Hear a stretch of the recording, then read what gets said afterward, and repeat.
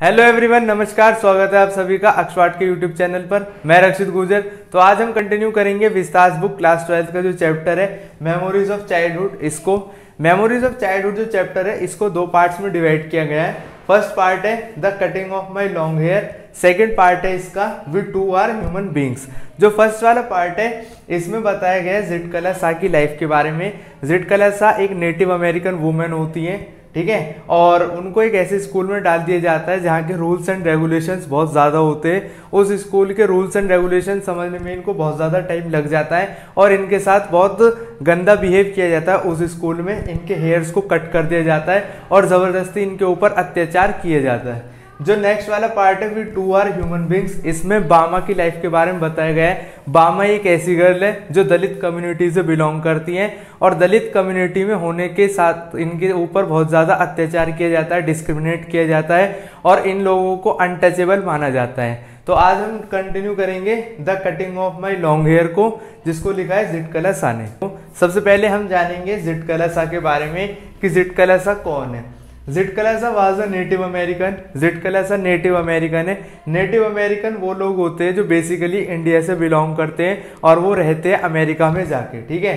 तो कहीं ना कहीं इनका रिलेशन होता है इंडिया से होता है, इनके एंसेस्टर्स का जो रिलेशन होता है वो इंडिया से होता है, लेकिन ये लोग अमेरिका में रह रहे होते हैं। इनको नेटिव अमेरिकन या अमेरिकन इंडियन भी बोला जाता है, ठीक है। उसके बाद ये बताया गया है she sent to the Carlisle Indian school at a young age. जब ये बहुत ज़्यादा उम्र नहीं थी इनकी, बहुत छोटी उम्र में इनको भेज दिया गया था कार्लेजन इंडियन स्कूल में पढ़ाई करने के लिए। She faced indignity and exploitation at school. School में जाने पर इन्होंने इंडिग्निटी यानी कि अपमान का सामना किया और इनको एक्सप्लॉयट किया गया, एक्सप्लॉयटेशन का सामना करना पड़ा इनको, इनके साथ शोषण हुआ, ठीक है। She was forced to get her hair shingled against which she protested. जिटकला Sa को फोर्स किया गया कि उनको अपने हेयर को कट करना पड़ेगा। स्कूल में ऐसा माना जाता था कि जो भी बच्चे पढ़ेंगे उनके हेयर शिंगल्ड होने चाहिए, छोटे होने चाहिए, ठीक है। But finally she had to surrender. इन्होंने बहुत ज़्यादा प्रोटेस्ट किया कि मैं अपने हेयर नहीं कटवाऊंगी, पर लास्ट में होता क्या है, इनको अपने हेयर कटवाने पड़ जाते हैं, इनको सरेंडर करना पड़ जाता है क्योंकि अथॉरिटी की जो पावर होती है स्कूल के अंदर वो इनके ऊपर हावी हो जाती है। इनको इधर से उधर फेंका जाता है एक टॉय की तरह। She was treated like a wooden toy. इनके साथ बिहेव किया जाता है जैसे कि ये एक खिलौना है, इनके साथ जो बहुत ज़्यादा मिसबिहेव किया जाता है। और उसके बाद में इन्होंने बहुत ज़्यादा स्ट्रगल किया था अपने हेयर को बचवाने के लिए कि वो कटे नहीं, लेकिन फिर भी स्कूल वालों ने इनके हेयर को काट दिया था। जो स्टोरी स्टार्ट होती है हमारी, तो story begins with the introduction of the Carlisle Indian school. यहाँ तक हमने समझा था जिटकला सा के बारे में, जिटकला सा की लाइफ के बारे में कि असल में जिटकला सा है कौन। अब समझेंगे हम लोग स्टोरी में है क्या। Story begins with the introduction of the Carlisle Indian school. सबसे पहले जो नैरेटर है वो हमें बताती है जो कार्लेजन इंडियन स्कूल है उसके बारे में। Narrator describes her first day at school. Narrator अपना पहला दिन बताती है स्कूल में कि कैसा था उनका पहला दिन। It was very cold and unpleasant as there was a lot of snow around. वहाँ पर बहुत ज़्यादा बर्फ़ थी आसपास के एरिया में, तो जो उनका पहला दिन था वो बहुत ठंड थी, उनको ज़्यादा अच्छा नहीं लग रहा था क्योंकि आसपास बहुत ज़्यादा स्नो थी, ठंड लग रही थी, कंफर्ट नहीं था उनको। जिटकला सा को कंफर्ट फील नहीं हो रहा था। तो सबसे पहले जिटकला सा अपने स्कूल के बारे में बताती है, जो कार्लेजन इंडियन स्कूल है उसके बारे में बताती है। Zitkala Sa found the school a strange place. Zitkala Sa को वो जगह एक बहुत ज़्यादा स्ट्रेंज जगह लगती है, अजीब सी जगह लगती है। Where everything seem to be mechanical. वहाँ पर हर चीज़ मैकेनिकल तरीके से होती है। मैकेनिकल का मतलब होता है कि एक सिस्टम से सब चीज़ें होती हैं। जो children move like robots. Children वहाँ पर जो होते हैं वो रोबोट्स की तरह काम करते हैं। ऐसा लगता है जैसे उनके अंदर कोई फीलिंग्स, कोई इमोशंस है ही नहीं है, कि जैसे ह्यूमंस होते हैं, ह्यूमंस कैसे काम करते हैं कि कोई भी काम करना है रैंडम तरीके से कर देना है उसको। बट चिल्ड्रन वहाँ पर होते हैं एक प्रॉपर मैकेनिकल तरीके से वो काम करते हैं, रोबोट्स की तरह से हर वहाँ पर काम करते हैं बच्चे। A very loud and metallic bell rang for breakfast. जब ब्रेकफास्ट होता है तो उसके लिए एक बहुत तेज बेल बजती है ब्रेकफास्ट के पहले। A very loud and metallic bell rang for breakfast. There was annoying clatter of feet on the floor. और जब ब्रेकफास्ट के लिए बेल बज जाती है तो उसके बाद में बच्चे मार्च करना स्टार्ट कर देते हैं, यानी कि वहाँ पर बच्चे जाना शुरू कर देते हैं डाइनिंग रूम की तरफ में जहाँ पर उनका ब्रेकफास्ट होना होता है। तो वो जो वॉइस होती है उनकी फीट की, यानी क्लैटर का मतलब होता है कि जैसे धम धम धम जैसे ठक ठक ठक ऐसे आवाज़ आती है उनके पैरों की, जो बहुत ज़्यादा एनोइंग होती है, यानी कि परेशान करने वाली होती है। तो ये सब बातें हमको झिटकला सा बताती है स्कूल के बारे में। She was unnerved because of so much of noise. अब झिटकला सा को इतनी पता नहीं था कि यहाँ पर ऐसा कुछ होता है स्कूल में, तो वो बिल्कुल भी उनको नहीं पता था इस नॉइज़ के बारे में, तो ये नॉइज़ उनको बहुत ज़्यादा बेकार लगती है। She found all the girls marching to the dining room after hearing the bell. उनको फिर पता चलता है कि जब बेल बजती है तो उसके बाद में सभी लड़कियां जाती हैं कहाँ पर, डाइनिंग रूम की तरफ ब्रेकफास्ट करने के लिए। दे वर सुपरवाइज्ड बाय अ पेल फेस्ड वुमेन। वहाँ पर एक वुमेन होती है जो पेल फेस्ड होती है, ठीक है, और वो उनको सुपरवाइज कर रही होती है, वो उनकी सुपरवाइजर होती है। सुपरवाइज करने का मतलब होता है कि वो उनको डायरेक्शन बताती है, इंस्ट्रक्शन देती है कि अब इसके बाद क्या करना है, इसके बाद आपको क्या करना है, कैसे चलना है, लाइन बना के चलना है। तो सुपरवाइज करती है उनको एक पेल फेस्ड वुमेन। इसके बाद झिटकला सा हमें बताती है ड्रेस कोड के बारे में। ड्रेस कोड का मतलब होता है कि हर एक स्कूल के एक अपनी ड्रेस होती है, ठीक है। तो ड्रेस कोड कैसा था, वहाँ के जो चिल्ड्रन थे, स्टूडेंट्स थे कार्लिसल इंडियन स्कूल के, चिल्ड्रन वर वेरी इमोडेस्टली ड्रेस्ड। जो झिटकला सा है उनको ऐसा लगता है कि जो वहाँ के जो स्टूडेंट्स हैं उनकी जो ड्रेस है वो बहुत ज़्यादा इमोडेस्टली है, यानी कि डिसेंट ड्रेस नहीं है, एक बहुत बेकार ड्रेस है उनकी, अभद्र जिसको बोलते हैं, बेकार ड्रेस होती है वहाँ के जो स्टूडेंट्स होते हैं उनकी। दे वर इन क्लोजली क्लिंगिंग ड्रेसेस। उनकी जो ड्रेस होती है वो बहुत ज़्यादा चिपकी हुई होती है, ठीक है, एक बहुत अच्छी ड्रेस नहीं होती, डिसेंट ड्रेस नहीं होती है। Small girls use to wear sleeved aprons and had shingled hair. यहाँ पर वो डिस्कस करती है कि जो छोटी लड़कियाँ होती हैं उनकी ड्रेस के बारे में। जो स्मॉल गर्ल्स होती है वो पहनती है क्या, स्लीव्ड एप्रॉन्स। एप्रॉन्स होते हैं जो फुल उसके स्लीव के, उनको पहनती है, और जो उनके हेयर होते हैं वो सिंगल्ड होते हैं, यानी कि छोटे छोटे हेयर्स होते हैं, किनके जो लड़कियाँ होती है वहाँ पर छोटी लड़कियाँ होती है, ठीक है। नरेटर इसके बाद में हमें बताती है कि जो कार्लिसल इंडियन स्कूल है वहाँ पर एक ईटिंग फार्मूला होता है, हर चीज़ एक मैकेनिकल तरीके से होती है, तो वहाँ पर जो ईटिंग करी जाती है, खाना खाया जाता है, वो भी एक फार्मूले के अकॉर्डिंग ही होता है। There were 3 bells at regular intervals. Regular interval के बाद, यानी एक के बाद एक के बाद एक, 3 बेल वहाँ पर बजती है खाने से पहले, to guide the students for eating. वो बेल डायरेक्शंस बताती है स्टूडेंट को कि कैसे खाना खाना है, वो बताती है, गाइड करती है स्टूडेंट्स को, ठीक है। The first bell was to draw the chair. जो पहली बेल बजती है तो वो बताती है कि अब स्टूडेंट्स को अपनी चेयर खिसकानी है बाहर की तरफ। Second was to make everyone sit. जब सेकंड बेल बजेगी उसके बाद सब बच्चे अपनी अपनी चेयर्स पर बैठ जाएंगे। And the third was to start eating. और जब तीसरी बेल बजेगी उसके बाद ही सब बच्चे खाना स्टार्ट करेंगे। झिटकला सा did not know anything about it. अब झिटकला सा का फर्स्ट डे होता है स्कूल में, तो स्कूल में इतने सारे रूल्स एंड रेगुलेशंस होते हैं, तो उसको इन सब के बारे में कुछ पता नहीं होता है। So she pulled the chair after the first bell. अब होता क्या है, जब पहली बेल बज जाती है तो उसके बाद ही झिटकला सा अपनी चेयर को खींच लेती है and set on it immediately. और एकदम से अपनी चेयर को खींचने के बाद और एकदम से चेयर के ऊपर बैठ जाती है। All this was totally new for the narrator. अब जब पहली बेल बजती तो उसके बाद वो अचानक से अपनी कुर्सी पर बैठ जाती है और सब बच्चे वहां पर खड़े रहते हैं और वो सेकंड बेल का इंतजार करते हैं। लेकिन झिटकला सा को कुछ नहीं पता होता, ये सब चीज उसके लिए एक बिल्कुल नए तरीके से होती है, न्यू थिंग्स होती है। जुडविन वार्न झिटकला सा। अब झिटकला सा की एक फ्रेंड होती है, वो झिटकला सा को वार्निंग देती है। क्या वार्निंग देती है?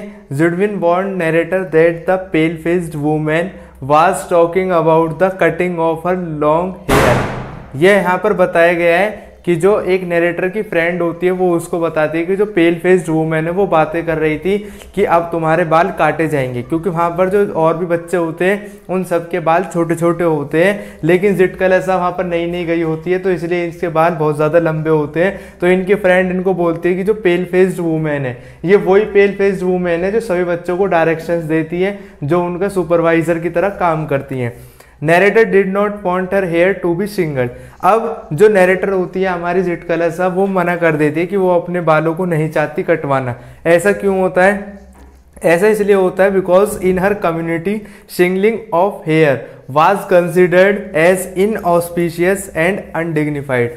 वहां पर जिस कम्युनिटी से जिटकलसा बिलोंग करती है वहां पर जो हेयर का सिंगल्ड होना है वो कंसिडर करा जाता है एक बेकार चीज की तरह, ठीक है।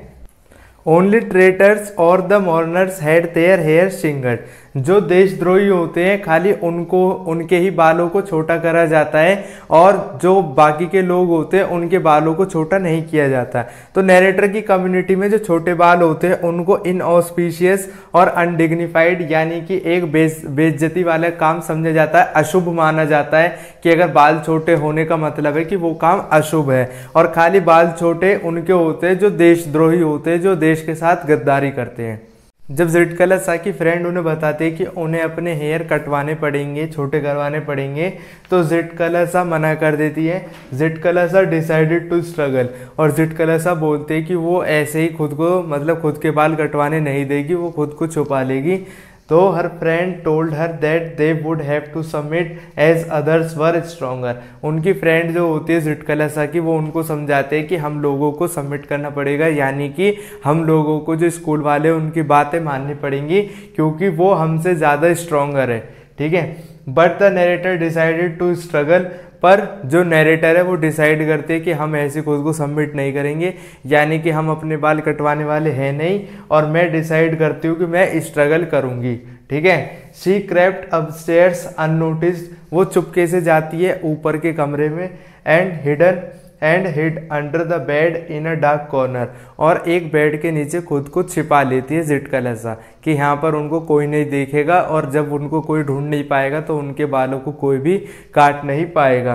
तो एक डार्क कॉर्नर में खुद को छुपा के बैठ जाती है Zitkala Sa. But finally she was discovered and dragged out, पर होता क्या है, जब उनको ढूंढने के लिए सब लोग निकलते हैं तो कोई इधर जाता है उधर जाता है, और लास्ट में उनको डिस्कवर कर लिया जाता है, यानी कि ढूंढ लिया जाता है, और उनको वहां से ही खींचा जाता है जहां पर उन्होंने खुद को छिपाया होता है।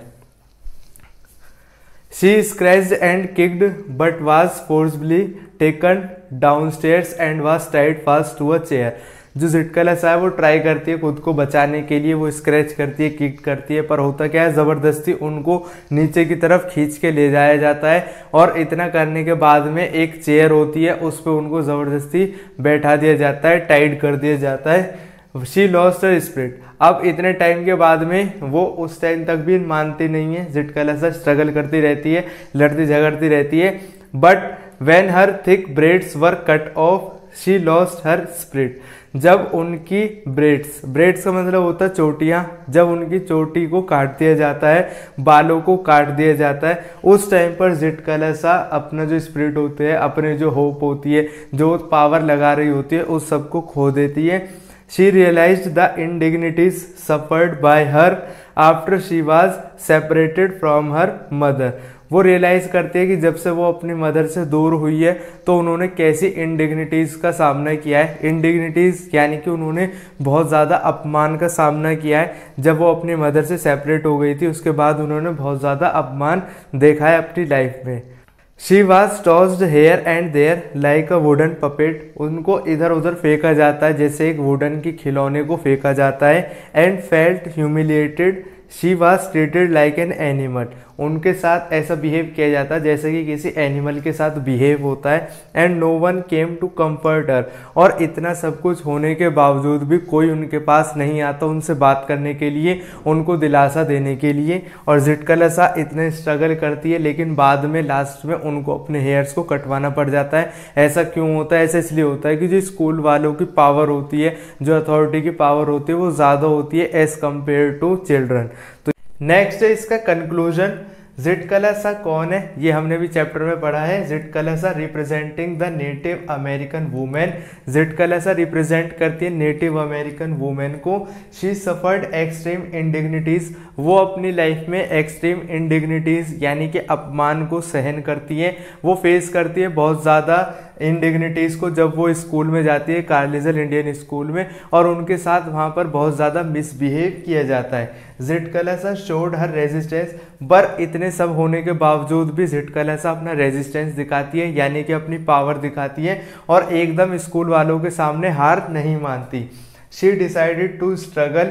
जब उनकी फ्रेंड उनको बताती है कि उनके बालों को छोटा किया जाएगा तो झिटकलसा एकदम हार नहीं मानती है। झिटकलसा डिसाइड करती है स्ट्रगल करने का एंड प्रोटेस्ट करती है, स्कूल वालों के खिलाफ अपना वो दिखाती है, पावर दिखाने की कोशिश करती है। दो शी डिड नॉट सक्सीड, पर लेकिन होता क्या है, उनको लास्ट में सक्सेस नहीं मिल पाती है। स्कूल की जो अथॉरिटी होती है वो उनके बालों को छोटा कर देते हैं स्कूल वाले, और जो उनकी पावर होती है वो कहीं ना कहीं स्कूल वाले के सामने झुक जाती है। तो इस स्टोरी में हमने पढ़ा है कि झिटकलसा कैसे अपनी लाइफ में बहुत ज़्यादा इंडिग्निटीज़ को फेस करती है। एक न्यू प्लेस पर जाकर, एक स्ट्रेंज प्लेस पर जाकर उनको रूल्स एंड रेगुलेशन समझने में भी बहुत ज़्यादा टाइम लग जाता है, लेकिन इन सब होने के बावजूद वो स्ट्रगल करती है अपनी लाइफ में और खुद को अथॉरिटी के सामने सबमिट नहीं करती। तो ये था हमारे story the cutting of my long hair. ये फर्स्ट पार्ट है मेमोरीज ऑफ चाइल्डहुड का, और जो इसका नेक्स्ट पार्ट है we too are human beings, उसको हम कंटिन्यू करेंगे अपनी नेक्स्ट वीडियो में। तब तक के लिए हंसते रहिए, मुस्कुराते रहिए और जुड़े रहिए एक्सपर्ट के साथ। जय हिंद, जय भारत।